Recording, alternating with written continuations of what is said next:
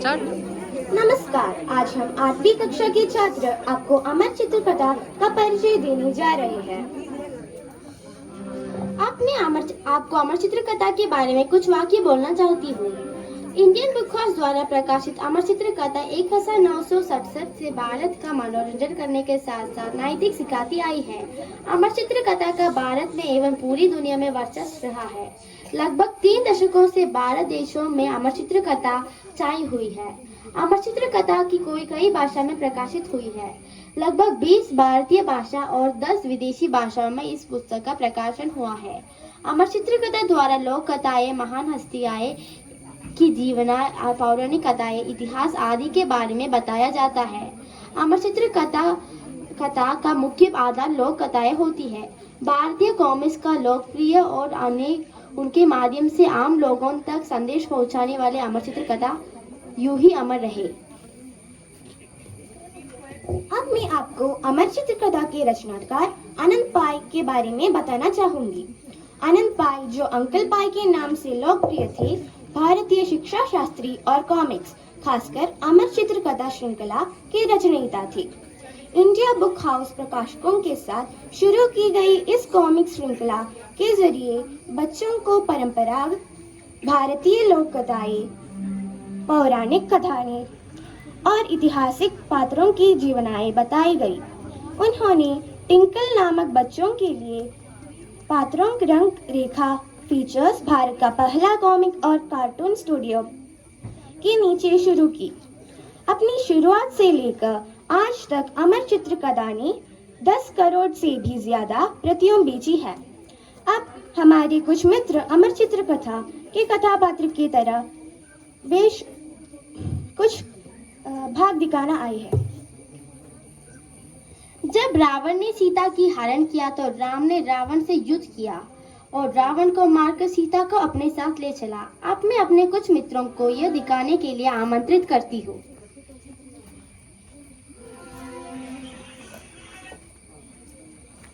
हे रावण, तुम्हारी हिम्मत कैसे हुई मेरी पत्नी को छूने की?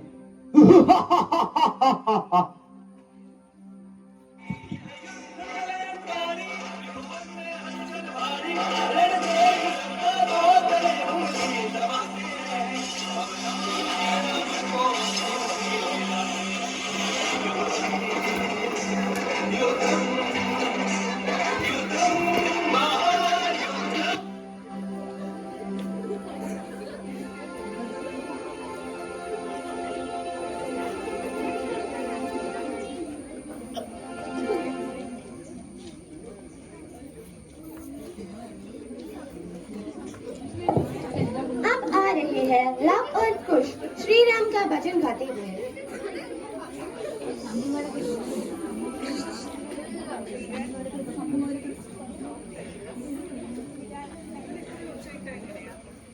राम राम राम राम राम राम राम राम पदं चेरणे मुकुंद राम पाहि मां। राम राम राम राम राम राम राम राम पादं चेरणे मुकुंद राम पाहि मां। जब बचपन में कृष्ण वृंदावन में रहता था तब उसे मक्खन की बहुत पसंद थी। मक्खन के लिए कृष्ण घर घर जाकर चोरी करता था। एक दिन उसने राधा के घर जाकर मक्खन चोरी करने की कोशिश की। अब मैं उन्हें आमंत्रित करती हूँ।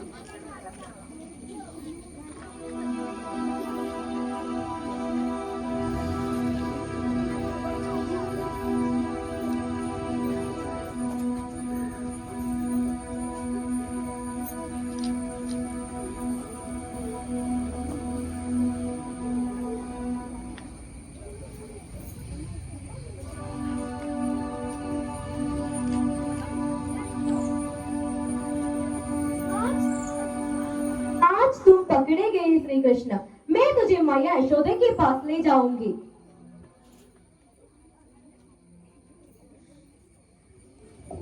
संरक्षण के देवता विष्णु और धन और पवित्रता की देवी लक्ष्मी।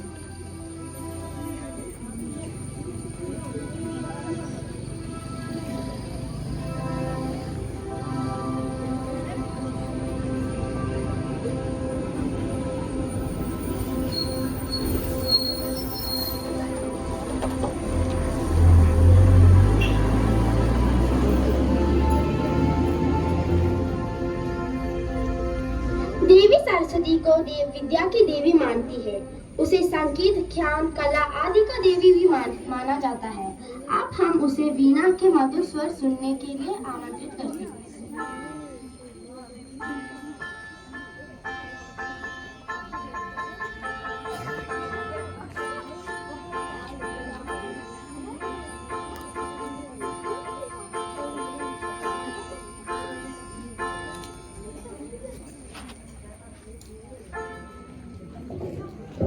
ऋषि विश्वामित्र की बेटी शकुंतला और उनकी अविभाज्य मित्र अनसुईया।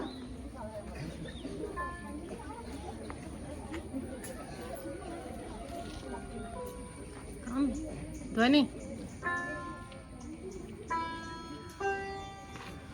शकुंतले, रो मत। दुष्यंत जरूर वापस आएंगे। वो जरूर तुम्हें महल ले जाऊंगा।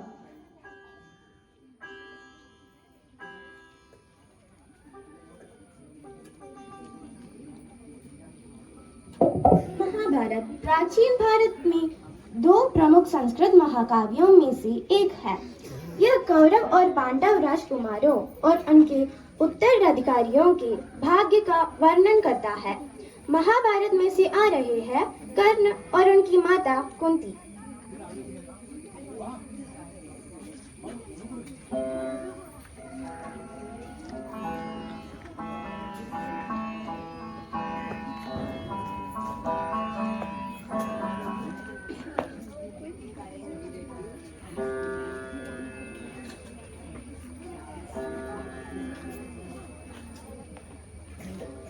कुछ साल बाद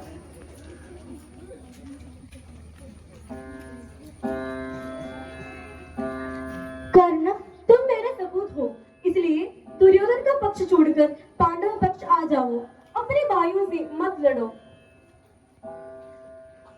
नहीं माते, मैं अपना मित्र का पक्ष नहीं छोड़ूंगा। सिर्फ उसने ही मेरा साथ दिया था।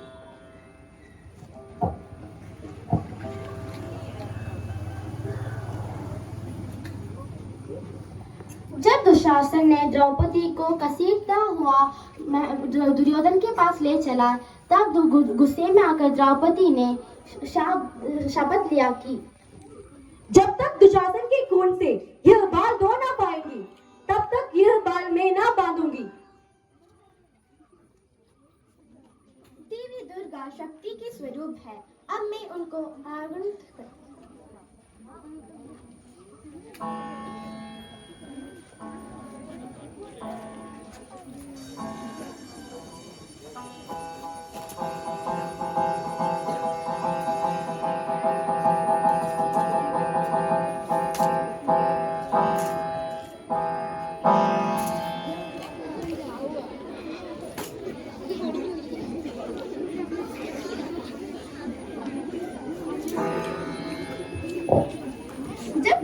रानी गांधारी ने अपने सब पुत्रों को मरा हुआ पाया, तो गुस्से में आकर उन्होंने श्री कृष्ण को शाप दिया।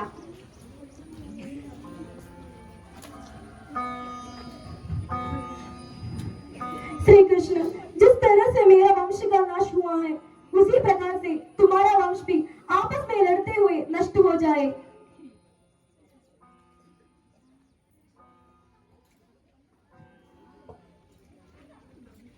शिव पुराण के अनुसार शिव शक्ति का सहयोग ही परमात्मा है। भगवान शिव को पुरुष का प्रतीक बताया जाता है और देवी शक्ति को प्रकृति की प्रतीक। मैं अब उन्हें आमंत्रित करती हूँ।